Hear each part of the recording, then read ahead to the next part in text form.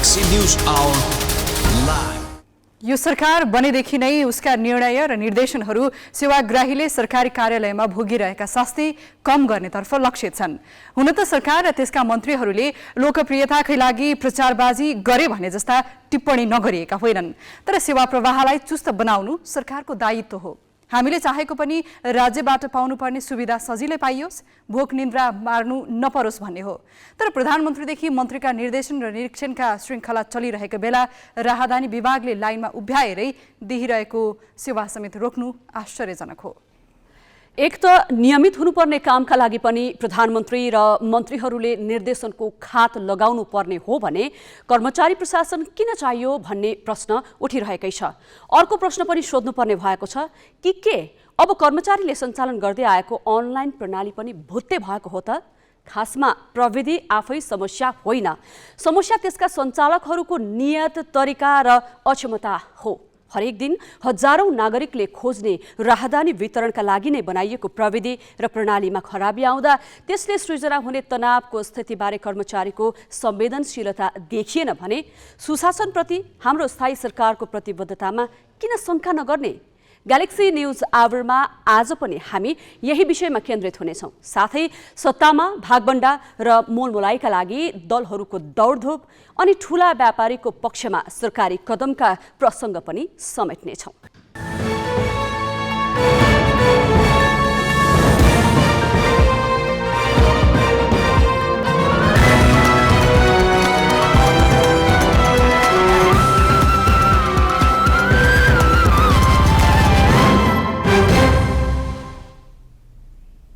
नमस्कार, यो हो ग्यालेक्सी न्यूज आवर। अब हेडलाइन्स।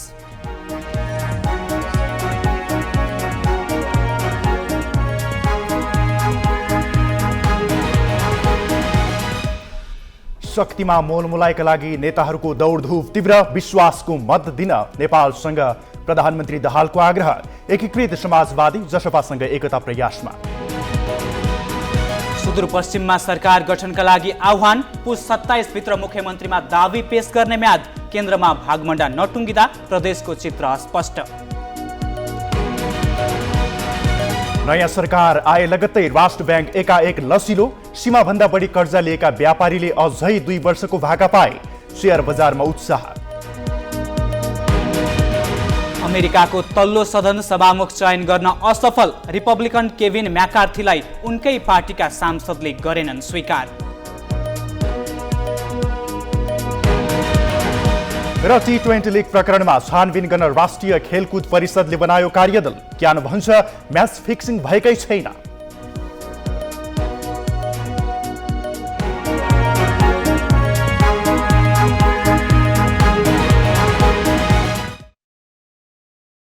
प्रधानमन्त्री पुष्पकमल दाहालले संसद अधिवेशन सुरु भएको भोलिपल्टै अर्थात् पुस 26 गते विश्वासको मत लिँदैछन्।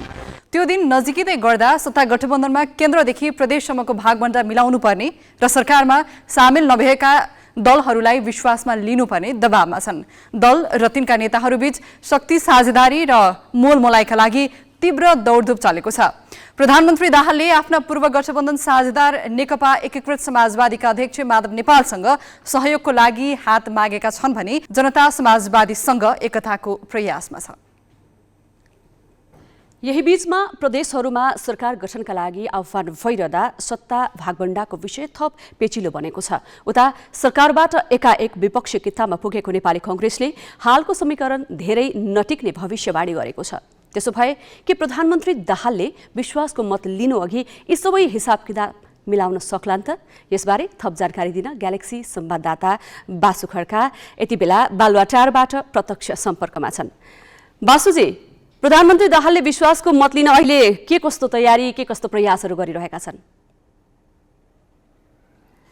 साजनाजी, प्रधानमन्त्री पुष्पकमल दाहालले चाहिँ संसदको अधिवेशन सुरु भए लगत्तै अथवा 25 गते संसद अधिवेशन बोलाइएको छ भने 26 गते अथवा संसदको दोस्रो बैठकमा नै उनले विश्वासको मत लिने तयारी गरेका छन् र यही विश्वासको मत लिने तयारी गर्दै गर्दा उनले सत्ता गठबन्धन दलहरूसँग छलफल अघि बढाइरहेका छन् भने यो सँगसँगै उनले सत्ता गठबन्धनमा नरहेका दलहरूसँग पनि छलफल गरेका छन्। यही सिलसिलामा आज बालुवाटार स्थित प्रधानमन्त्री निवासमा सत्ता गठबन्धन दलको बैठक बस्यो। यसमा प्रधानमन्त्री पुष्पकमल दाहाल आफू, त्यसै गरी नेकपा एमालेका अध्यक्ष केपी शर्मा ओली, त्यसै गरी राष्ट्रिय स्वतन्त्र पार्टीका सभापति रवि लामिछाने, उनी गृहमन्त्री समेत छन् भने यो सँगसँगै जनता समाजवादी पार्टीका अध्यक्ष उपेन्द्र यादव पनि सहभागी थिए, राष्ट्रिय प्रजातन्त्र पार्टीका अध्यक्ष राजेन्द्र लिङ्गदेन पनि सहभागी थिए। उनीहरू बैठक बसेर आज जुन यो सत्ता गठबन्धनले ल्याउने भनेको साझा न्यूनतम कार्यक्रमका विषयमा छलफल भयो। यो सँगसँगै अन्य समसामयिक विषयमा, त्यसै गरी राजनैतिक विषयमा, सत्ता समीकरणका विषयमा पनि छलफल भयो भनेर चाहिँ बैठकपछि गृहमन्त्री समेत रहेका राष्ट्रिय स्वतन्त्र पार्टीका सभापति रवि लामिछानेले चाहिँ जानकारी दिएका थिए। विश्वासको मत लिनका लागि प्रधानमन्त्रीले छुट्टै रूपमा घनीभूत रूपमा छलफल गरिरहेका छन्। यो छ नि, उनको नियुक्तिका बेला जुन जुन घटकले उनलाई समर्थन गरेका थिए, अब यो विश्वासको मत लिँदाखेरि पनि ती घटकहरूले उनलाई समर्थन गर्ने सम्भावना कति छ कि छैन? साजनाजी, जसरी प्रधानमन्त्री बन्ने बेला नेकपा माओवादी केन्द्रका अध्यक्ष पुष्पकमल दाहाललाई नेकपा एमालेदेखि अन्य साना दलहरूले जसरी समर्थन गरेका थिए, यो बीचमा जसरी यो सत्ताको जोडघटाउका विषयमा छलफल कुराकानी भइरहेको छ, यही सिलसिलामा प्रदेश 2 मा जनमत पार्टी अथवा सीके राउत नेतृत्वको जनमत पार्टीले मुख्यमन्त्रीको दाबी गरिरहेको छ भने यो सँगसँगै उपेन्द्र यादवको पार्टीले जसपाले पनि प्रदेश 2 मा सत्ता गठबन्धनका लागि अथवा मुख्यमन्त्रीका लागि दाबी गरिरहँदाखेरि यो सँगसँगै चाहिँ रञ्जिता श्रेष्ठ रहेको जुन यो नागरिक उन्मुक्ति पार्टी छ, यसले चाहिँ सुदूरपश्चिम प्रदेशमा अथवा उसले चाहिँ रेशम चौधरीलाई जेलबाट रिहा हुनुपर्छ भनेर आफ्ना माग अघि सारिरहँदाखेरि राष्ट्रिय प्रजातन्त्र पार्टीले चाहिँ प्रदेश 3 अथवा बागमती प्रदेशमा चाहिँ मुख्यमन्त्रीको दाबी गरिरहेको छ। यसरी हेर्दाखेरि प्रधानमन्त्रीलाई पुष्पकमल दाहाललाई जसरी योभन्दा अगाडि प्रधानमन्त्री बन्ने बेलामा समर्थन गरेका थिए, यी दलहरूले आफ्नो माग पूरा गराउनलाई यो प्रधानमन्त्री दाहालले विश्वासको मत लिनुभन्दा अगाडिको यो बीचको समयमा चाहिँ उनीहरूले दबाब दिइरहेका छन्। र यो बीचमा मैले जोड्न खोजेँ अर्को पनि प्रसङ्ग, प्रधानमन्त्री दाहालले आज मात्रै पनि नेकपा एकीकृत समाजवादीका अध्यक्ष माधव कुमार नेपालसँग पनि छलफल गरेका छन्। उनले पनि आफूलाई विश्वासको मत दिन आग्रह गरेको भनेर चाहिँ उनको सचिवालयले जानकारी गराएको छ। यसरी हेर्दै गर्दाखेरि पुष्पकमल दाहाललाई जसरी उनको यो सत्ता गठबन्धनमा रहेका दलहरूले समर्थन गरिरहेका छन्, उनीहरूले अन्तिम समयमा अथवा विश्वासको मत लिने समयसम्ममा आफूहरूको पनि दाबी प्रस्तुत गरिरहँदाखेरि कतै उनीहरूले समर्थन नगर्ने हो कि भनेर उनको सचिवालय झस्केको भनेर हामीलाई जानकारी आएको छ। तर यति भन्दै गर्दा पनि उनीहरूले जसरी आफ्ना मागहरू अघि राखेका छन्, छलफलका क्रममा अघि ल्याएका छन्, यसरी हेर्दाखेरि उनीहरूले आफ्नो दाबी प्रस्तुत गर्नु स्वाभाविकै छ र 26 गते दाहाललाई समर्थन गर्छन् भनेर चाहिँ दाहाल आफू विश्वस्त रहेको भनेर चाहिँ उनको सचिवालयले भनेको छ। भनेपछि उनीहरूको माग सम्बोधन भएको अवस्थामा उनीहरूले पनि समर्थन गर्ने देखियो अहिलेसम्मको स्थिति। बासुजी, शक्ति साझेदारीको विषय चाहिँ कसरी मिलाइँदैछ? सत्ता साझेदारीमा अब मैले जोड्न खोजेँ, अब योभन्दा अगाडि जसरी अब केन्द्रमा अहिलेसम्म सत्तामा जसरी गठबन्धनको सरकार छ, अहिले अब 8 जना मात्रै प्रधानमन्त्री सहित 8 जना मात्रै सत्तामा हुँदाखेरि संविधानले बढीमा 25 जनासम्मको मन्त्रीमण्डल विस्तार गर्न सक्ने भनेको छ। यो बीचमा अब विश्वासको मत नलिँदै सत्ता गठबन्धन अथवा सरकार विस्तार गर्दाखेरि कतै सत्ता गठबन्धनमा रहेका दलहरू बीच तिक्तता आएर विश्वासको मत नपाइने पो हो कि भनेर अहिलेसम्म सरकार गठन हुन सकेको छैन। यसले गर्दाखेरि चाहिँ अब पहिला विश्वासको मत लिने, त्यसपछि मात्रै अगाडि बढ्दाखेरि चाहिँ सत्ता गठबन्धन अथवा सरकार विस्तारका लागि सहज हुन्छ भनेर जानकारी प्राप्त भएको छ। यसमा मैले थोरै जोड्न खोजेँ, योभन्दा अगाडि अघि साँझ 5 बजेपछि बालुवाटारमा बसेको सत्ता गठबन्धन दलले पनि यो विषयमा छलफल गरेको थियो। अब हेरौँ सत्ता गठबन्धनले गरेका बैठकमा गरेका छलफलका विषय उपप्रधान तथा गृहमन्त्री समेत रहेका राष्ट्रिय स्वतन्त्र पार्टीका सभापति रवि लामिछानेबाट। अब समसामयिक राजनीतिक विषय भनेको अब अहिले सरकार गठन हुने प्रदेशदेखि यहाँसम्मका विषयहरू कुन ढङ्गले लिएर जाने होला, कुन कुन मन्त्रालयहरूमा कसरी कुन ढङ्गले अगाडि बढ्ने होला भन्ने राजनीतिक विषयहरू यो भयो भने अन्य समसामयिक विषयमा चाहिँ जस्तो अहिले विभिन्न ठाउँमा नागरिकहरूले दुःख पाइरहेको अवस्था छ, कहीँ सर्भर डाउन भएको, कहीँ लाइन लाग्नुपर्ने अवस्था रहिरहेको छ, त्यसलाई हामी योजनाहरू बनाइरहेका छौँ, निर्देशन मात्र दिइरहेका छैनौँ कि त्यसमा योजनाहरू बनिरहेका छन्, त्यसको अपडेट्सहरू छ। हामी बेला बेलामा सँगै मन्त्रालयभित्र बसेर पनि विज्ञ टोलीहरूसँग काम पनि गरिरहेका छौँ। विज्ञ टोलीहरूले त्यसको चाहिँ हल निकाल्ने तयारीहरू गरिरहनु भएको छ, सर्ट टर्म र लङ टर्म तयारीहरू भएको छ। त्यो सबै चिजहरूको अपडेट लगायत कसरी अगाडि जान सकिन्छ र यो भएका देखिएका समस्याहरूलाई सहज ढङ्गमा कसरी लिएर जान सकिन्छ। अब जस्तो कोभिडको एउटा खतरा हुन सक्ने सम्भावनाहरू पनि देखिएको छ, तिनमा कुन ढङ्गले अगाडि जान सकिन्छ, यी व्यापक विषयहरूलाई हामीले अनौपचारिक रूपमा विभिन्न एजेन्डा बनाएर आज छलफल गऱ्यौँ। सबै तिनै विषयहरूमा नै हामी केन्द्रित रह्यौँ। सबै हामी राजनीतिक दलहरू कसरी मन्त्रालयहरूलाई कुन ढङ्गले अझ प्रभावकारी बनाएर चाहिँ नि बाँडफाँड पनि यो बाँडफाँड होइन कि प्रभावकारी ढङ्गले लैजान सकियोस्, त्यसलाई कसरी जिम्मेवारी लिइसकेपछि जिम्मेवारी लिने तत्त पार्टी र जिम्मेवारी लिनुहुने मन्त्रीज्यूहरूले कसरी हाँक्न सक्नुहुन्छ होला भन्ने विषयमा मात्र छलफल भयो सबै दलसँग। एउटा कुरा यही मौका छोपेर म के भनौँ भने अहिले मन्त्रालय फुटाउने बढाउने भन्ने कुराहरू आएको जस्तो कुराहरू पनि देखियो। त्यस्तो कहीँ कतै छलफल भएको छैन। म यहाँहरूलाई स्पष्ट पार्न चाहन्छु, त्यस किसिमको कुनै छलफल कुनै राजनीतिक दलले हामीले बैठकहरूमा एजेन्डाको रूपमा कहीँ पनि भएको छैन। यो कहाँबाट आएको हामीलाई थाहा छैन। त्यस किसिमको छलफल भएको पनि छैन र त्यसतर्फ जाने कुनै सोच योजना तयारी विचार केही पनि छैन। त्यो पनि मैले स्पष्ट पारेँ यहाँलाई। एकाएक प्रतिपक्षी बन्न पुगेको कांग्रेसले चाहिँ पछिल्लो समय अब यो गठबन्धन धेरै टिक्दैन भन्ने खालको कुरा पनि गरिरहेको छ। बासुजी, यसका केही आधारहरू देख्नुहुन्छ तपाईँ? साजनाजी, अब संसदमा सबैभन्दा ठुलो दल भएर पनि प्रतिपक्षमा बस्न पुगेको नेपाली कांग्रेसले आज दिउँसो मात्रै पार्टी कार्यालयमा पत्रकार सम्मेलन गर्यो र पत्रकार सम्मेलनका क्रममा उसले चाहिँ यो सत्ता गठबन्धन धेरै समय टिक्न सक्दैन भनेर भनिरहँदाखेरि यसको भित्री कुरा के हुन सक्छ भने नेपाली कांग्रेस संसदमा रहेको ठुलो दल भएकाले गर्दा उसले आफ्नो तवरबाट प्रधानमन्त्रीले विश्वासको मत लिनुभन्दा अगाडि नै उसले आफूले कसरी सकिन्छ भनेर सरकार बनाउन कोसिस गर्ला, या त अथवा प्रदेशमा पनि कसरी अघि बढ्न सकिन्छ, प्रदेश सरकारहरू कसरी गठन गर्न सकिन्छ भनेर उसले आफ्नो तवरले छलफल अघि बढाएको हुनसक्छ। र अहिले अब यता जुन सत्ता गठबन्धनमा भएका दलहरू धेरैवटा दलहरू मिलेर सत्ता समीकरण बनेको छ। यो धेरैवटा दलहरूले आफूले उठाएका माग सम्बोधन हुन नसक्ने भएकाले पनि यो गठबन्धन चाहिँ लामो समय टिक्न सक्दैन भनेर चाहिँ नेपाली कांग्रेसले भनेको हुनुपर्छ। हस् बासुजी, जानकारीका लागि यहाँलाई धन्यवाद। संवाददाता बासु खड्का अहिलेको राजनीतिक स्थिति वस्तुस्थितिबारे हामीलाई जानकारी गराउँदै। प्रधानमन्त्री पद जोगाउने ध्याउनमा सबै पद मात्र होइन, आफ्नो नेतृत्वको गठबन्धन समेत गुमाएको नेपाली कांग्रेस वर्तमान सत्ता गठबन्धन धेरै लामो नटिक्ने बताउन थालेको छ। हालको सत्ता गठबन्धन अवसरवादी र विशुद्ध पद प्राप्तिका लागि भएकाले यो सरकारको आयु नै लामो नहुने दाबी कांग्रेसको छ। आफू नेतृत्वको गठबन्धनमा रहेको दल माओवादी केन्द्रलाई प्रधानमन्त्री पद नदिन केही नेताले पार्टीको नेतृत्वलाई दिएको दबावकै कारण नेपाली कांग्रेसले मुखमै आएको सरकार सञ्चालनको अवसर मात्र गुमाएन, साथै प्रदेशको नेतृत्वबाट समेत हात धुनु पर्यो। आफू नेतृत्वको गठबन्धन टुटेकोमा आफ्नो कमजोरी केलाउने भन्दा पनि नेपाली कांग्रेस वर्तमान सत्ता गठबन्धन धेरै दिन नटिक्ने अनुमानमा रमाउन थालेको छ। कांग्रेस नेतृत्वले समयानुकूल आकलन र राजनीतिक परिस्थितिको विश्लेषणमा आफू चुकेको भनेर अहिलेसम्म स्वीकार्न सकेन। बरु तत्कालीन गठबन्धन फुट्नुमा छोडेर जाने माओवादी केन्द्रका अध्यक्ष पुष्पकमल दाहाल कांग्रेस केन्द्रीय कार्य सम्पादन समितिको निर्णय र संस्थापन इतर समूहलाई दोष दिएर चोखिने प्रयास गरिरहेको देखिन्छ। आलोचनामा चाहिँ हामी चाहिँ संलग्न भइहाल्ने ओहिरिहाल्ने कुरो पनि उपयुक्त होइन भन्ने मलाई लाग्छ। र तपाईँहरूलाई म के पनि निवेदन गर्न चाहन्छु भने नेपाली कांग्रेस पार्टीको केन्द्रीय सम्पादन समितिले निर्णय नै के गरेका थियो भने नेपाली कांग्रेसकै नेतृत्वमा सरकार बनाउन पहल गर्ने, त्यो सर्वसम्मत निर्णय थियो। र पार्टीभित्रकै जुन कोणबाट जहाँबाट आलोचना उयो भइराखेको छ उहाँहरूबाटै अझ दुईटै पद, राष्ट्रपति र प्रधानमन्त्रीको दुईटै पद छोड्नुहुन्न भन्ने पनि कुराहरू आइराखेका थियो। यो नेपाली कांग्रेस नेतृत्वमा सरकार नबन्ने अवस्था आयो भने त्यो चाहिँ मान्ने हुँदैन, त्यसको ठाउँमा यो विकल्पमै जानुपर्छ भन्ने कुराहरू चाहिँ आएको थिएन। प्रतिपक्षमा पुगेपछि पहिलो पत्रकार सम्मेलन गर्दै कांग्रेसले वर्तमान सत्ता गठबन्धनलाई अवसरवादीको संज्ञा दिन थालेको छ।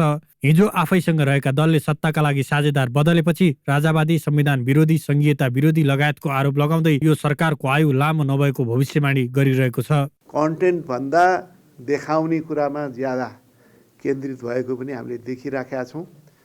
र त्यस अर्थमा मलाई लाग्दछ यो जुन अहिले चाहिँ बनेको गठबन्धनको सरकारको जुन विरोधाभासपूर्ण अवस्था छ त्यो बोझबाट नै यो गठबन्धनको आयु छोटिन सक्ने प्रशस्त सम्भावनाहरू पनि हामीले चाहिँ देखिराखेका छौँ। पार्टी महामन्त्री गगन थापा र विश्वप्रकाश शर्माले विज्ञप्ति जारी गर्दै विधान महाधिवेशन माग गरेको प्रति पनि संस्थापन समूहले आपत्ति जनाएको छ। पार्टीका निर्णय कार्यान्वयन गराउने ठाउँमा रहेकाले नै विज्ञप्ति जारी गरेर विधान महाधिवेशनको माग गर्नु जिम्मेवारी भुलेको आरोप उनीहरूमाथि लगाएको छ। काङ्ग्रेसले 22 गतेका लागि तय गरेको केन्द्रीय समिति बैठक समेत 28 गतेका लागि सारेको छ भने 23 गते संसदीय दलको बैठक बोलाएको छ। क्यामेरामा विष्णु थापाका साथ अङ्गराज नेउपाने, ग्यालेक्सी फोके, काठमाडौँ। नेपालमा राजनैतिक दलहरू कति बेला फुट्छन् र जुट्छन् कुनै ठेगान हुँदैन। वैचारिक मतभेद भन्दा पनि सत्ता प्राप्ति र शक्ति आर्जनमा स्वार्थ नमिल्दा फुट्ने दलहरू कुरो मिल्दा जुटिदिन्छन्। सिद्धान्तका लागि भन्दा पनि सत्ता र शक्तिकै लागि नेपाली कङ्ग्रेस, नेकपा एमाले, माओवादी लगायतका दलहरू फुटेका उदाहरण छन्। मधेस केन्द्रित दलहरू फुट र जुटमा अझै एक कदम अगाडि छन्। उनीहरू विचार नमिले पनि शक्ति आर्जनका लागि पार्टी एकीकरण गर्न पछि पर्दैनन्। गत आम निर्वाचनमा सोचे जस्तो परिणाम ल्याउन नसकेपछि नेकपा एकीकृत समाजवादी र जनता समाजवादी पार्टीले एकताको कसरत सुरु गरेका छन्।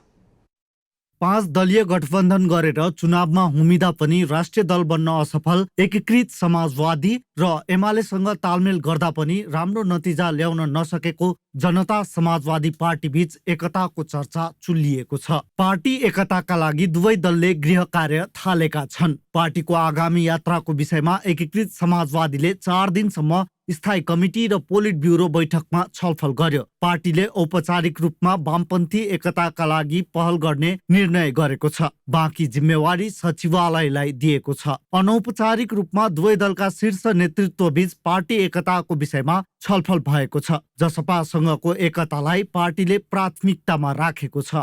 जसपालाई हामीसँग मिल्न सक्ने राजनीतिक दलको रूपमा मिल्न सक्ने, नजिक हुन सक्ने, एजेन्डाहरू एकरूप बनाएर जान सकिने, प्रगतिशील चिन्तन राख्ने राजनीतिक दलको रूपमा हामीले लिएका छौँ। उहाँहरूसँग कुरा गर्न कुनै अप्ठ्यारो छैन।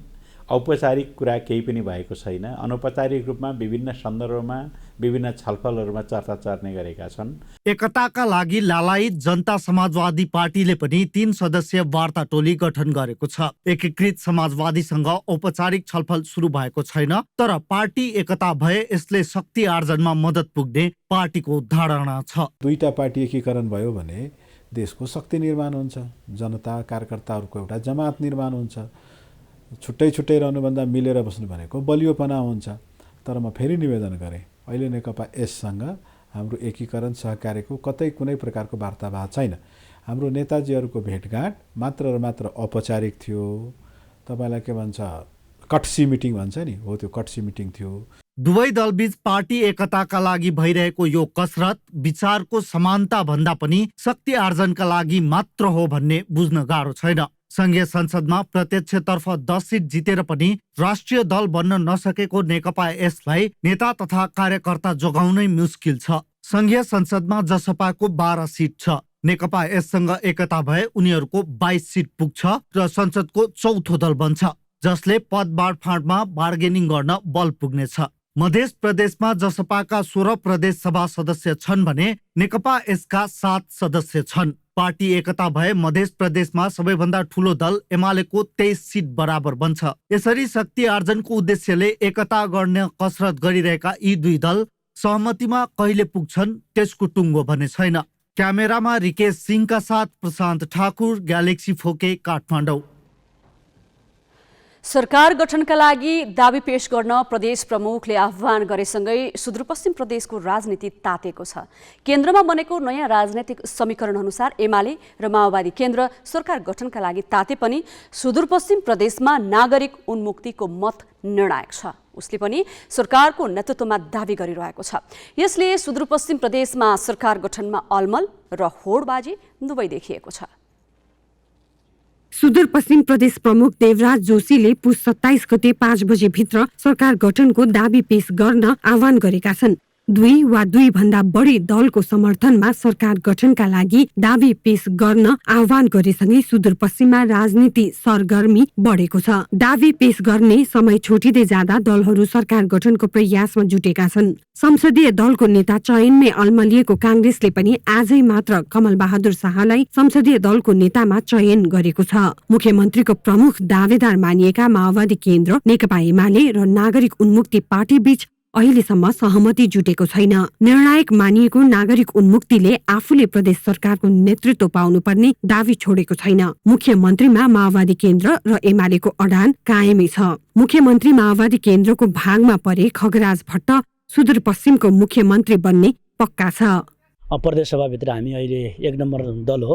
त्यसोमा आउँदाखेरि स्वाभाविक हिसाबले चाहिँ मुख्यमन्त्री माओवादीले पाउनुपर्छ भन्ने एउटा खालको बहस छलफल पनि छ र यो कुरा केन्द्रबाट हल हुने हुँदाखेरि हामीले यही चाहिँ अब यही हुन्छ भनेर भन्न सक्ने स्थिति नहुने हुँदा हामी सरकार गठन प्रक्रियामा केन्द्रमा सहभागी भएका दलहरूको हामी अनौपचारिक रूपमा भेटघाट छलफलहरू हामी चाहिँ चलाइरहेछौँ।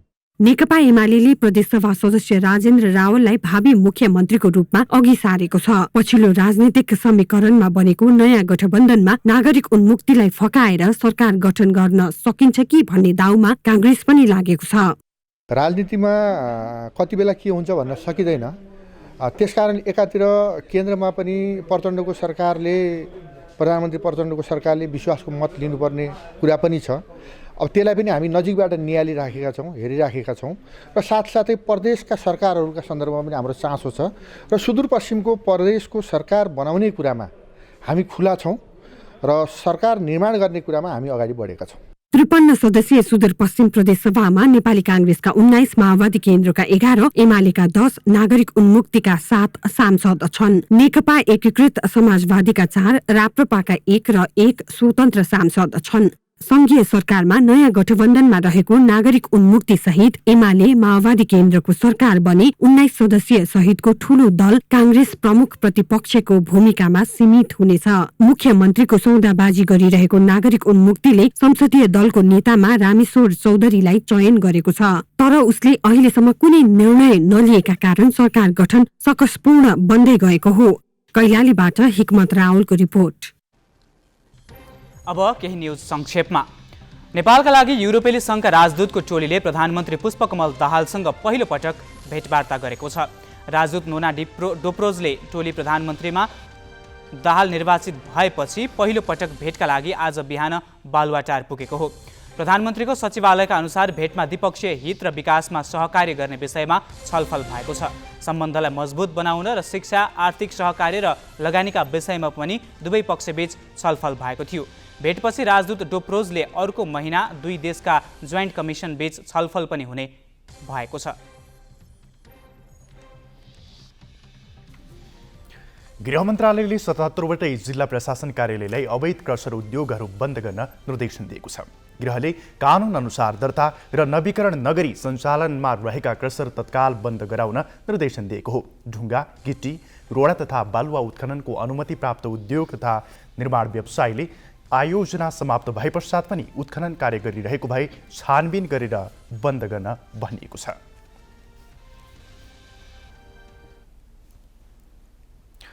प्रधानमन्त्रीदेखि मन्त्रीसम्मले नागरिकलाई प्रवाह गरिने सेवा छरितो बनाउन के भनेका थिए? सरकारी अड्डाहरू सेवा नै बन्द गरेर बसेका छन्।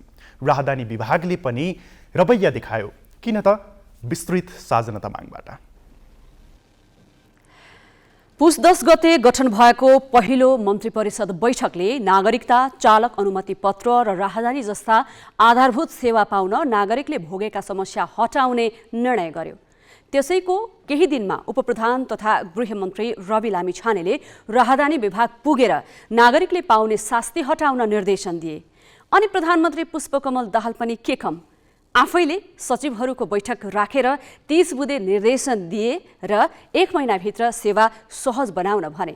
तर त्यो निर्देशन आएकै भोलिपल्ट राहदानी विभागले सूचना जारी गरेर आवेदनको प्रक्रिया नै रोकिदियो। प्राविधिक समस्या आएकाले यसो भएको विभागको जिकिर छ। तर हाम्रो कमसल प्रविधि अनि समस्या देखाएर अतिरिक्त आर्जन गर्न खोज्ने बाह्य निकाय पनि यसमा कारक रहेको जानकार बताउँछन्। सेवा चुस्त बनाउन प्रधानमन्त्रीदेखि गृहमन्त्रीसम्मले निर्देशन दिए पनि राहदानी विभागमा भने त्यसको उल्टो असर देखियो। निर्देशन आउन थाले लगत्तै राहदानी विभागको प्रणालीले काम गर्न छाडेको विभागको जिकिर छ। प्रधानमन्त्री कार्यालय अनि गृहमन्त्रीको तहबाट दबाव बढ्न थालेपछि मंगलबार र बुधबार गरी एकपछि अर्को सूचना जारी गर्दै विभागले समस्या समाधान नहुँदासम्म थप आवेदन लिन नसकिने बतायो। अब हामीले 24 घण्टा खोलिदिउँ, दिनको 2000ले त्यो स्लट बढ्दै बढ्दै 2-3 महिना जति जाने भयो कि। अनि अर्जेन्टमा पासपोर्ट बनाउन आउने 3 महिनापछि अपोइन्टमेन्ट पाएर पनि त्यो त प्र्याक्टिकली ठिक भएन भन्ने जस्तो लागेर हामीले त्यसरी लिमिट गऱ्यौँ होइन र। समस्या आउँथ्यो तर त्यो चाहिँ चाँडै नै रिजल्भ हुने गरेको थियो कि, समाधान हुने गरेको थियो। यो चाहिँ अलिकति लामो टाइमसम्म यो समाधान हुन सकेन। यो चाहिँ एउटा कोइन्सिडेन्स हो। अब यो प्राविधिक समस्या भएको भएर त्यो चाहिँ हाम्रो क्यापासिटीमा कसैको पनि यो हाम्रो काबु बाहिरको अवस्था हो होइन। हामी त सरकारको प्रायोरिटीमा पासपोर्ट पर्यो, केही न केही काम हुने भयो, त्यसले गर्दा सहज हुने भयो भन्ने कुरामा चाहिँ हामी त एकदम आशावादी थियौँ। अनि सरकारको त्यो कुराले एकदम मोटिभेटेड पनि छौँ क्या। सरकारी अधिकारीहरू राहदानी लिन काठमाडौँ नै आउने प्रहरी पार्टीले पनि प्रणालीमा दबाब पर्ने गरेको दाबी गर्छन्। तर काठमाडौँ नै आउनुपर्ने अवस्था किन भयो र कसरी कम गर्न सकिन्छ भन्नेतिर उनीहरूले ध्यानै दिएका छैनन्। हो, प्रविधिमा समस्या आउन सक्छ भन्ने कुरालाई नकार्न सकिन्न, तर प्रविधिमा निर्भर लाखौंको राहदानी वितरण प्रणाली बनाउँदा त्यसको गुणस्तर र भार वहन क्षमतालाई ख्याल नगरिएको प्रश्न देख्न सकिन्छ। त्यो चाहिँ सायद यो पासपोर्टको सिस्टम अब काठमाडौँबाट मात्रै होइन, नेपालभरिबाट नै नेपालभरि मात्रै होइन, विदेश जहाँबाट पनि पासपोर्टको त्यही एउटै सिस्टम खोलिरहेको हुन्छ जुन हामीले पब्लिकली एक्सेस गरिरहेको छ। त्यही चिज नै सबै ठाउँबाट एक्सेस भइरहेको छ। त्यो कारणले गर्दा अब अहिले जहाँसम्म लाग्छ मलाई पासपोर्ट लिने मान्छेहरू हामी सबैलाई धेरै हतार चाहियो, पासपोर्ट धेरै सबैलाई चाहिएको कारणले गर्दा रिक्वेस्ट बढी आएको जुन अनुसार चाहिँ प्लानिङ भएको थियो भनौँ न। अब पर डे चाहिँ यति रिक्वेस्ट आउन सक्छ, यति पासपोर्ट जस्तो 6000वटा पासपोर्ट चाहिँ विभागले प्रिन्ट गर्न सक्छ पर डे भनेपछि 6000वटाको लागि चाहिँ रिक्वेस्ट ह्यान्डलिङ गर्ने मेकानिजम बनेको थियो होला, त्योभन्दा बढी रिक्वेस्ट आयो। प्रणालीमा आउने समस्या अहिले अनलाइन प्रविधिमा काम गर्ने धेरै निकायको बनी बनाऊ जवाब बन्ने गरेको छ। बाहिरी पक्षसँग मिलेर काम गर्ने अनि समस्या देखाएपछि आम्दानीको स्रोत बढाउने नियतले पनि यस्ता समस्या निकाल्ने प्रवृत्ति पनि देखिएको छ। यसर्थ राहदानी विभागमा देखिएको यो समस्यालाई बदनियत हो वा प्रणालीले नधान्ने समस्या हो भनेर नै यकिन गर्नुपर्ने अवस्था छ। ओभरलोडलाई चाहिँ म्यानेज गर्नको लागि चाहिँ उहाँले बन्द गर्नुभएको हो, तर यो कुराहरू चाहिँ पहिले आउनु पर्थ्यो। सिस्टमले कति पिपलहरूलाई ह्यान्डलिङ गर्न सक्छ एट अ टाइम, त्यसमा सिस्टममा चाहिँ सिस्टम रेडी छ कि छैन, पिपल रेडी छ कि छैन, हामी रेडी छ कि छैनौँ भन्ने कुराहरूलाई म्यानेज गर्न नसक्दाखेरि यो अवस्था आएको हो जस्तो मलाई लाग्छ। र अर्को मुख्य कुरा तपाईँले भन्नुभएको कुरा, हामी जति पनि सरकारी कार्यालयहरूमा छौँ त्यहाँ चाहिँ बढी नै भेन्डर ओरिएन्टेड र बढी नै भेन्डर डिपेन्डेन्सी छ। अर्को कुरा चाहिँ प्रोसेस फलो गरिएन। जस्तै तपाईँ भन्नुहुन्छ भने राजधानी विभागको अहिले मलाई भन्नुहुन्छ भने इन्फर्मेसन सेक्युरिटी अडिट फुल अडिट गर्नुपर्छ, त्यसको चाहिँ कोड रिभ्यूदेखि लिएर नागरिकलाई सहज सुविधा दिन भनेर सरकारका विभिन्न निकायले ठूलो धनराशि खर्च गरी अनलाइन प्रणालीबाट सेवा दिन थालेका छन्। तर एक अर्कासँग तादात्म्य नमिल्दा एउटै कामका लागि पनि फरक फरक ठाउँमा उही प्रकृतिका विवरण दिनुपर्ने बाध्यता छ। राष्ट्रिय परिचय पत्रका लागि बायोमेट्रिक गरिसकेपछि फेरि राहदानीका लागि पनि त्यही विवरण दिन निकै कष्टपूर्ण तरिकाले लाइनमा बस्नुपर्छ। चालक अनुमति पत्रदेखि निर्वाचन आयोग सम्मले यस्तो विवरण सङ्कलन गर्छन्, तर सरकारकै एक अर्को निकायबीच साझा तथ्याङ्क आदान प्रदान हुँदैन। त्यसैले नागरिकका दुःख र राज्यको स्रोत साधन अपव्ययप्रति साँच्चीकै संवेदनशील बन्ने हो भने अन्तर सरकारी प्रणालीभित्रबाटै सुधार थाल्नु जरुरी छ। क्यामेरामा रविन्द्र श्रेष्ठका साथमा पवन पौडेल, ग्यालेक्सी 4K, काठमाडौँ। राहदानी मात्र होइन, राष्ट्रिय परिचय पत्र होस् वा चालक अनुमति पत्र वितरण प्रणालीमा समेत बेला बेला प्राविधिक गडबडी देखाउँदै नागरिकमाथि शास्ति थोपर्ने गरिएको छ। बारम्बार यसो किन भइरहेको छ त? यो प्रश्न हामीले सूचना प्रविधि सुरक्षा विज्ञ विकास राणालाई सोधेका छौँ। गभर्नेन्स फेल भएको अवस्थामा यस्तो कुराहरू हुने हो। त्यसकारण सही किसिमको सूचना प्रविधिमा गभर्नेन्स नभएको अवस्थामा सूचना प्रविधिले उपयुक्त रूपमा आफ्नो कामहरू सञ्चालन नगरेको अवस्था छ।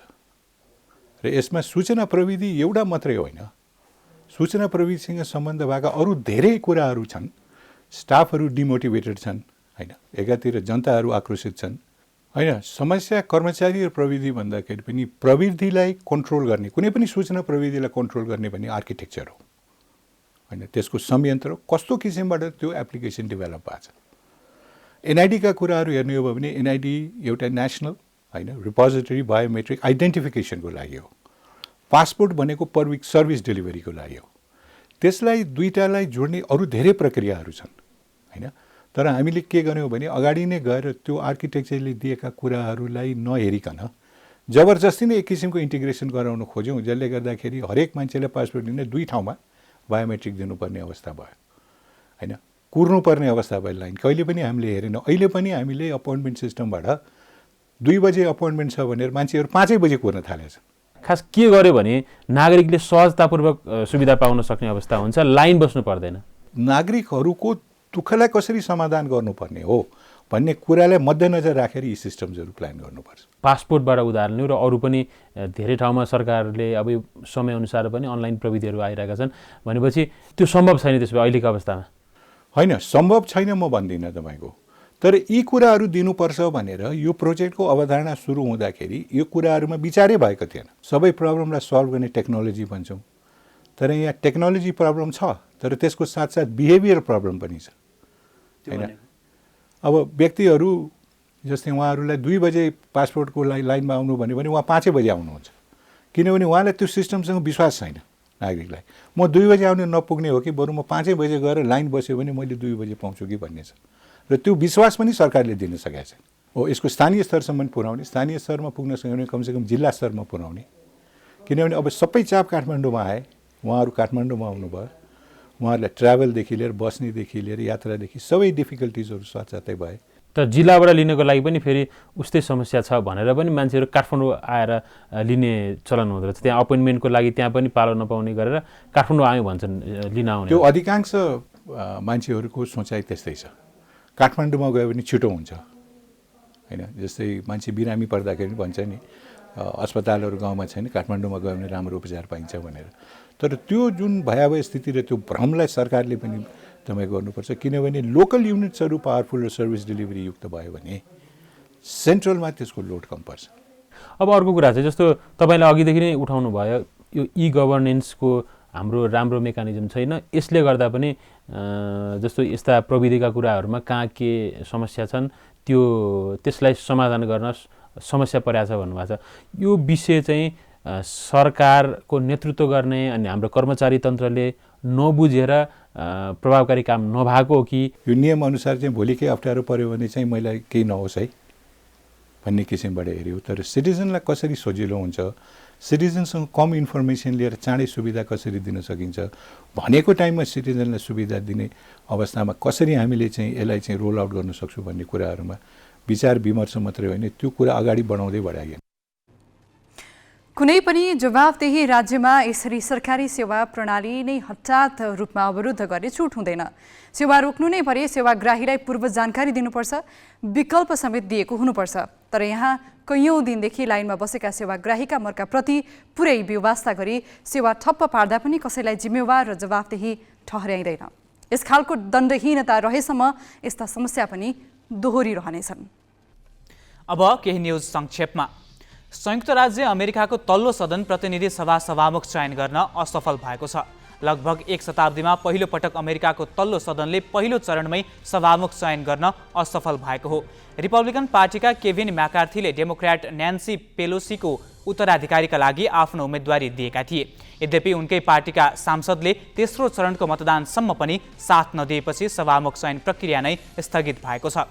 गत नोभेम्बरमा भएको मध्यावधि चुनावमा रिपब्लिकनले तल्लो सदनमा झिनो बहुमत ल्याएको थियो, तर अधिकांश कट्टरपन्थी सांसदले म्याकार्थीलाई अस्वीकार गरे। 218 मत चाहिने म्याकार्थीले केवल 203 प्राप्त गरे। 19 रिपब्लिकन सांसदले पहिलो 2 चरणमा उनको विपक्षमा मतदान गरे। तेस्रो चरणमा उनले थप 1 मत गुमाए र 202 मत मात्र पाए। बुधबार पुनः मतदान प्रक्रिया सुरु हुनेछ। नयाँ सभामुख नआउँदासम्म अमेरिकी तल्लो सदन निष्क्रिय रहनेछ। अमेरिकामा खुद्रा औषधि विक्रेताहरूले पहिलो पटक गर्भपतन चक्की खुला रूपमा बिक्री वितरण गर्न पाउने भएका छन्। अमेरिकी खाद्य तथा औषधि प्रशासन एफडीएले खुद्रा औषधि विक्रेताहरूलाई पहिलो पटक गर्भपतनका चक्कीहरू बिक्री गर्न अनुमति दिने कानुनलाई अन्तिम रूप दिएको हो। अमेरिकाका धेरै राज्यहरूले गर्भपतनमा प्रतिबन्ध लगाउन खोजिरहेका बेला बाइडेन प्रशासनले गर्भपतनलाई सहज बनाउने कदम चालेको हो। नयाँ नियमअनुसार अब प्रिस्क्रिप्सनका आधारमा स्टोरमा वा मेल अर्डरद्वारा औषधि किन्न सकिनेछ। यस कदमले अमेरिकामा औषधि मार्फत गर्भपतनको पहुँचलाई उल्लेख्य विस्तार गर्न सक्ने सञ्चार माध्यमले जनाएका छन्। गत वर्ष सर्वोच्च अदालतले गर्भपतनको अधिकारलाई उल्ट्याएपछि धेरै राज्यहरूले गर्भपतनमा प्रतिबन्ध लगाएका थिए। प्रो चोइस गुटमाकर इन्स्टिच्युटका अनुसार अमेरिकामा आधाभन्दा बढी गर्भपतन शल्यक्रियाको सट्टा औषधि सेवनबाट हुने गरेको छ। एफडीएको यस कदमको धेरै अमेरिकी महिलाले आफ्नो अधिकारको सम्मान भएको प्रतिक्रिया दिएका छन्। नयाँ वर्षमा भएको क्षेप्यास्त्र आक्रमणमा मारिने रुसी सैनिकको संख्या 89 पुगेको छ। आज जानकारी दिँदै रुसी रक्षा मन्त्रालयले युक्रेनले आइतबार डेनेस्को माकेभमा गरेको क्षेप्यास्त्र आक्रमणमा परि मर्ने रुसी सैनिकहरूको संख्या बढेको जानकारी दिएको हो। साथै रुसी सरकारले सेनाले मोबाइल फोन प्रयोग गरेको कारण भएको उक्त आक्रमणमा यति धेरै सैनिकको मृत्यु भएको बताएको छ। प्रतिबन्धित मोबाइल प्रयोग गर्दा युक्रेनी सेनाले आफ्नो स्थान पत्ता लगाएर उक्त आक्रमण गरेको मस्कोको दाबी छ। रुसले आफ्ना सेनालाई युद्धमा परिचालित हुँदा सञ्चारका साधन प्रयोग गर्न बन्देज लगाएको छ। यता युक्रेनले कब्जा गरेको म्याकेभका भएको आक्रमणमा 400 रुसी सैनिक मारिएको र अन्य 300 घाइते भएको बताइएको छ।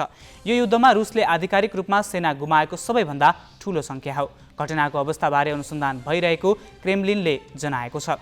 यसैबीच रुसले नयाँ विद्युतीय युद्ध र मानवरहित हवाई सवारी साधन युएभी प्रणालीको ठूलो उत्पादन आगामी केही महिनामा सुरु गर्ने जनाएको छ। नवनिर्मित युएभीको परीक्षण अबको 2 महिनाभित्र सम्पन्न हुने र रुसी सेनाले प्रयोगमा ल्याउने बताइएको छ। साथै रुसी सरकारले थप सङ्ख्यामा हतियार र विशेष सैन्य उपकरण उत्पादनको तयारी गरेको जानकारी पनि दिएको छ।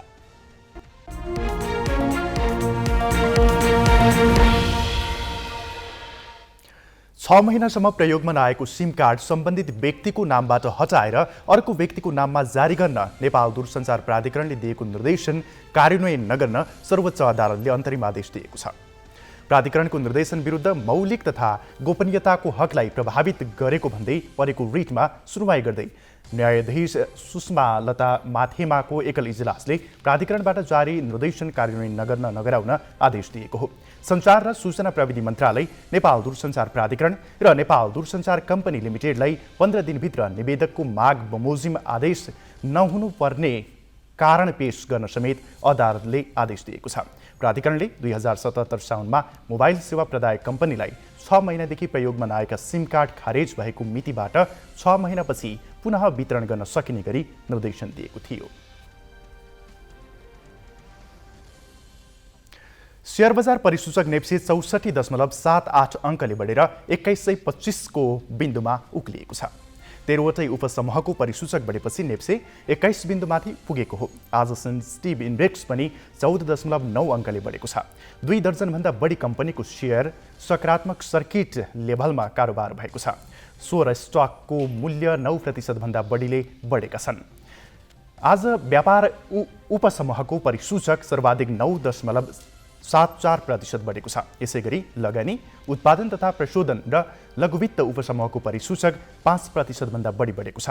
विकास बैंक, वित्त र जलविद्युत उपसमूहको परिसूचक पनि 4% भन्दा बढीले बढेको छ।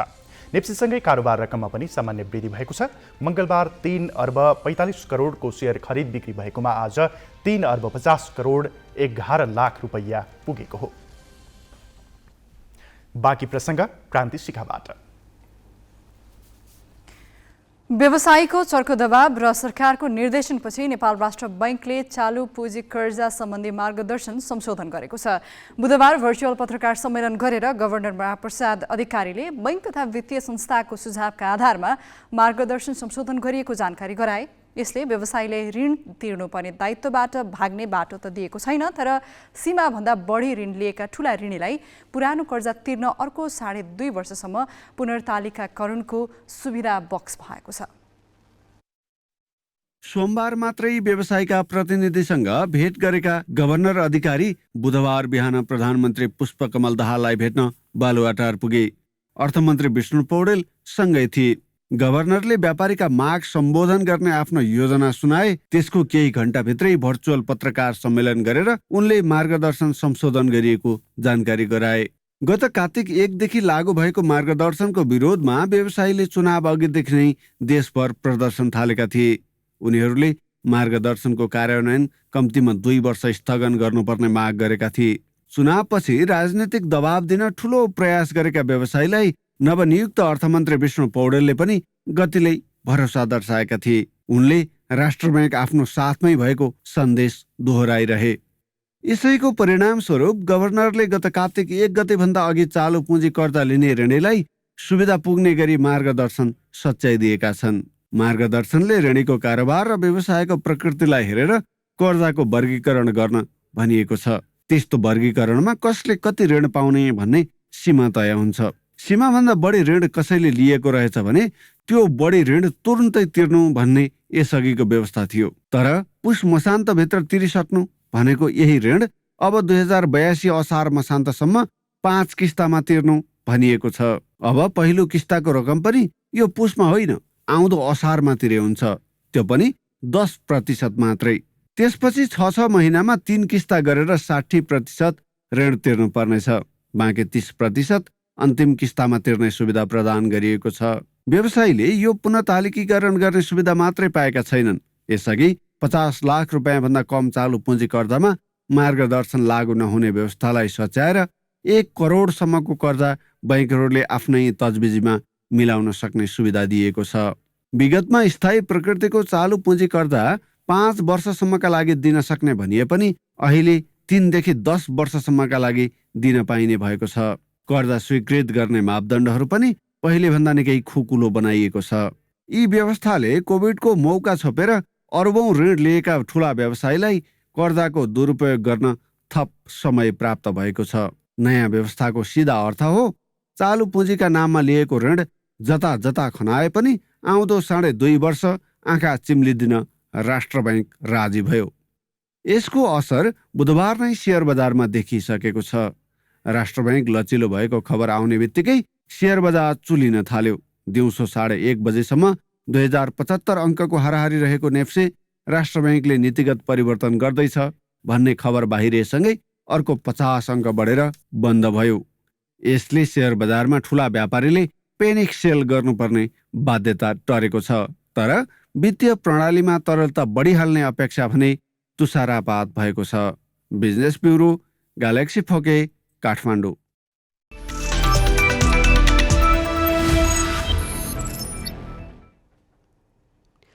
सङ्कटा क्लब आहारारा गोल्ड कपको फाइनलमा प्रवेश गरेको छ।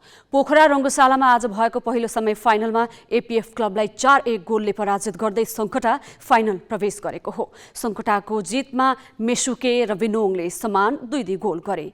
एपीएफका हरि कार्कीले 1 गोल फर्काए। दोस्रो समय फाइनलमा भोलि चर्च बोइज युनाइटेड र भुटानी युथ स्पोर्ट्स क्लब बीच प्रतिस्पर्धा हुनेछ।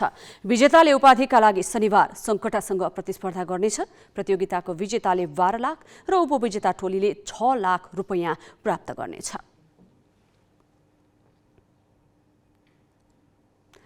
8औं जितपछि Lumbini all stars Nepal T20 लिगको क्वालिफायरमा प्रवेश गरेको छ। कीर्तिपुर स्थित त्रिवी क्रिकेट मैदानमा आज काठमाडौँ नाइट्सलाई 102 रनको फराकिलो अन्तरमा पराजित गर्दै लुम्बिनीले शीर्ष 2 मा स्थान पक्का गरेको हो। 9 खेलबाट लुम्बिनीको 16 अङ्क भएको छ भने काठमाडौँको 8 अङ्क छ। 17 ओभरमा छोट्याइएको खेलमा लुम्बिनीले दिएको 184 रनको लक्ष्य पछ्याएको काठमाडौँ 15 ओभर 4 बलमा 81 रनमा अल आउट भयो। 13 रन जोड्दा 4 विकेट गुमाएको काठमाडौँका लागि बशीर अहमदले सर्वाधिक 22 र कमल ऐरीले 16 रन बनाए। हेरी ट्याक्टोर, ईशान पाण्डे र कुशल भोर्तेलले समान 2 विकेट लिए। यसअघि पहिले ब्याटिङ गरेको लुम्बिनीले निर्धारित ओभरमा 6 विकेट गुमाएर 183 रनको उच्च योगफल तयार पारेको थियो। 36 बलको सामना गरेका हरमित सिंहले 8 छक्का र 2 चौकाको मद्दतमा 70 रन बनाए। लाहिरू मिलान थाले 26 रन जोडे। अविनाश बोहराले 3 र बशीर अहमदले 2 विकेट लिए। नेपाल T20 लिगमै फार वेस्ट युनाइटेडले लगातार 5औं हार बेहोरेको छ। फार वेस्ट आज विराटनगर सुपर किङ्ससँग 6 विकेटले पराजित भयो। त्रिवी क्रिकेट मैदानमा टस जितेर ब्याटिङ गरेको फार वेस्टले निर्धारित 20 ओभरमा 9 विकेट गुमाएर 156 रन जोडेको थियो। फार वेस्टका लागि विनोद भण्डारीले सर्वाधिक 45 रन बनाए। यस्तै हस्मतुल्लाह शाहीले 27 र उमैर अली 16 रनमा पवेलियन फर्किए। करण केसी 21 रनमा विजित रहे। बलिङमा साहब आलमले 3 र केओन जेसोफले 2 विकेट लिए। 157 रनको लक्ष्य विराटनगरले 19 ओभर 3 बलमा 4 विकेट गुमाएर पूरा गर्यो। विराटनगरका लागि रोहित पौडेलले 60 र प्रदीप ऐरीले 40 रन जोडे।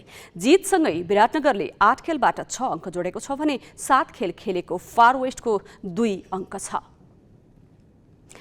नेपाल T20 लिगबारे छानबिन गर्न राष्ट्रिय खेलकुद परिषदले 5 सदस्यीय कार्यदल गठन गरेको छ। राखेपका कार्यकारी समिति सदस्य एकेन्द्र बहादुर कुँवरको संयोजकत्वमा आज गठन गरिएको कार्यदलमा सदस्य प्रकाश कुमार कुशारी, पत्रकार निरञ्जन राजवंशी, खेलकुद विकास विभागका प्रशासकीय अधिकृत सरोज कुमार पोखरेल र सचिवमा प्रशासन विभागका प्रशासकीय अधिकृत भोजानन्द राई छन्। समितिलाई प्रतियोगिता सञ्चालनका क्रममा सङ्घबाट भएका कमजोरी र म्याच फिक्सिङबारे सार्वजनिक भएको विवादबारे सत्य तथ्य पत्ता लगाउने जिम्मेवारी दिएको छ।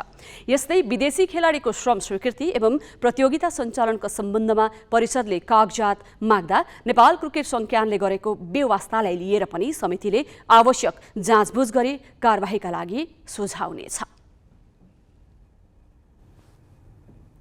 नेपाल T20 लिग सुरुवातदेखि नै विवादित बन्यो। लिगको नामदेखि व्यावसायिक साझेदारसँगको सम्झौता विवाद अदालतसम्म पुग्यो। अदालतको निर्णय नआउँदै विवादकै बीच लिग त सुरु भयो, तर प्रतियोगिताको प्रारम्भिक चरणमै म्याच फिक्सिङ र खेलाडीले पारिश्रमिक नपाएको विषयले झनै विवादित भयो। फिक्सिङ विवादमा त अब प्रहरीको केन्द्रीय अनुसन्धान ब्युरो CIB ले छानबिन गरेर सत्य तथ्य सतहमा ल्याउला, तर व्यावसायिक रूपमा असफल भइसकेको र व्यवस्थापक भागिसकेको अवस्थामा म्याच फिक्सिङको छिनोफानोले मात्र लिगको प्रतिष्ठा र भविष्य सुनिश्चित हुने देखिँदैन। नेपाल T20 लिग आयोजनाका लागि नेपाल क्रिकेट संघ क्यानले भारतीय कम्पनी 73 स्पोर्ट्ससँग सम्झौता गर्यो। प्रत्येक वर्ष 3 करोड 90 लाखका दरले 8 वर्षसम्म रकम क्यानलाई तिर्नुपर्ने सम्झौता थियो। सम्झौता भएपछि वार्षिक रूपमा आउने 15% रकम व्यावसायिक साझेदारले त्यतिबेलै क्यानको खातामा पठायो। केही समयपछि सम्झौता अनुसार नै थप 15% गरी कुल 1 करोड 20 लाख रुपियाँ क्यानको खातामा पठायो। तर बाँकी 70% रकम प्रतियोगिता सुरु हुने अघिल्लो दिनसम्म दाखिला गरिसक्नुपर्ने सम्झौता थियो। 73 स्पोर्ट्सका सञ्चालक जतिन अलुवालियासँग बाँकी रकम दिन क्यानले बारम्बार आग्रह गर्यो। सोही रकमका लागि क्यानले 3 पटक सम्झौता गरेको थियो। तर 21 गतिको म्याद दिएका जतिन प्रतियोगिता छोडेर सोमबार सुटुक्क भारत पुगे। कमर्सियल पार्टनर चाहिँ केही दिन चाहिँ पैसा समयमा नदिएर अलिकति पैसाको लागि बाहिर गयो। हामीले भनेको छौँ इन्डिया गइसकेपछि क्रिकेट सङ्घले पाउनुपर्ने, अरू त के होइन, क्रिकेट सङ्घले पाउनुपर्ने पैसा अझै चाहिँ हामीले चाहिँ नपाइसकेको हुनाले समयमा पाउनुपर्छ भनेर हामी लागिरहेको छौँ। नभएपछि त्यसको पनि विकल्प छ, क्रिकेट सङ्घको पैसा पनि मर्दैन, खेलाडीको पैसा पनि मर्दैन। अब यो हात हालिसकेपछि यसलाई सेफ ल्यान्डिङ गराएर स्तरीय क्रिकेट होइन टुर्नामेन्टलाई सफलतापूर्वक लाने हो। यही समय मङ्गलबार T20 लिगमा म्याच फिक्सिङ र स्पोर्ट फिक्सिङ भएको विषयले चर्चा पायो। कमेन्टेटरको भूमिकामा रहेका व्यक्तिले नै लिगमा फिक्सिङ भइरहेको दाबी गरे। खेलाडीले पनि आफ्ना टिमका केही सदस्यलाई फिक्सिङको प्रस्ताव भएको भन्दै मिडियामै बोल्न भ्याए। तर क्यान भने म्याच फिक्सिङ र स्पोर्ट फिक्सिङ भइरहेको मान्न तयार छैन। अर्कोतिर प्रस्तावलाई म्याच फिक्सिङ नै भनेर व्याख्या गर्न नमिल्ने क्यानको प्रतिक्रिया छ। क्रिकेटका शुभचिन्तक हुँ भन्नेले र क्रिकेटकै जानिबकारहरूले ट्विट गरेर होइन फेसबुकमा स्पोर्ट फिक्सिङ भयो रे, म्याच फिक्सिङ भयो रे, म च्यालेन्ज गर्न चाहन्छु।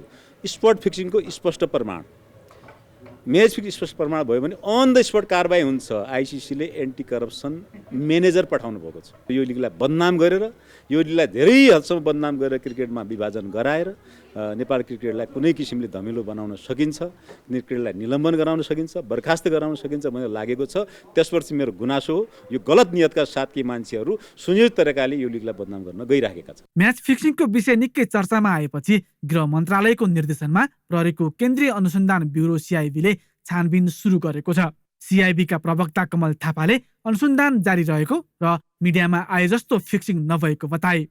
मङ्गलबार नै खेलाडीको पारिश्रमिकको विषयले पनि चर्चा पायो। पारिश्रमिक नपाएको भन्दै खेलाडीले टस गर्न नमानेपछि खेल नै केही बेर ढिलो गरी सुरु भयो। खेलाडीलाई मङ्गलबार साँझसम्म पारिश्रमिक उपलब्ध गराउने क्यानको प्रतिबद्धता थियो। तर बुधबार बिहानसम्म पनि खेलाडीले पारिश्रमिक पाएनन्। त्यसको सङ्केत बिहान 9 बजेको खेलका लागि मैदानमा काठमाडौँ नाइट्स पुगेको समयले देखाएको थियो। काठमाडौँ खेल सुरु हुन मात्र 12 मिनट बाँकी हुँदा देखा परेको थियो। तर यसलाई पनि क्यानले प्राविधिक समस्याका रूपमा अर्थ्याएको छ। खेलाडीहरूले समयमै पारिश्रमिक पाउनु पर्छ, यसमा कुनै दुई मत छैन। तर विविध कारणले केही टिमले समयमा पारिश्रमिक पाउन सकेन, विविध कारणले म गइनँ होइन। त्यसको अर्थ के हो भनेपछि खेलाडीले पारिश्रमिक पाउँदै नपाउने होइन कि अझै 10 दिन भनौँ न 8 दिन टुर्नामेन्ट बाँकी छ। खेलाडीसँग हिजो स्पेसली बस्यौँ र यदि कुनै कारणले तपाईँहरूको पारिश्रमिक ढिला भयो भने क्यान जिम्मेवारी लिन्छ। भारतीय कम्पनीले रकम दाखिला नगर्दा ठूलो राशिको पुरस्कार घोषणा भएको लिगको विजेताले अब पुरस्कार पनि उधारैमा चित्त बुझाउनु पर्ने सम्भावना बढी छ। यसरी विवादबाटै सुरु भई विवादकै कारण भविष्य पनि अन्यलग्रस्त हुन पुगेको लिग व्यवसायीकरणमा त असफल सिद्ध भयो नै, अर्को संस्करणसम्म यसको अस्तित्व कायम रहन्छ भन्न पनि नसकिने भएको छ। हामी ग्यालेक्सी न्युजको अन्त्यमा छौँ। जाँदा जाँदै हेडलाइन्स।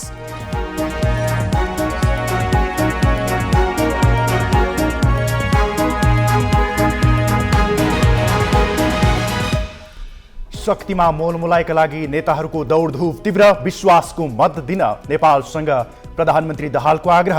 एकीकृत समाजवादी जसपासँग एकता प्रयासमा।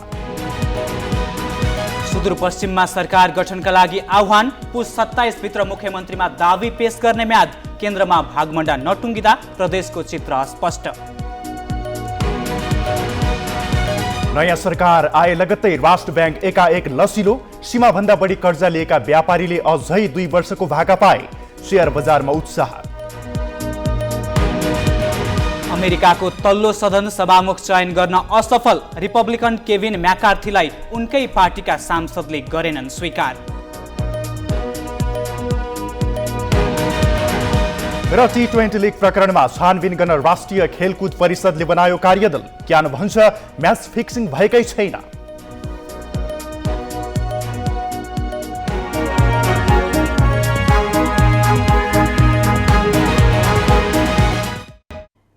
आजलाई ग्यालेक्सी न्युज आवर सकियो। नमस्ते।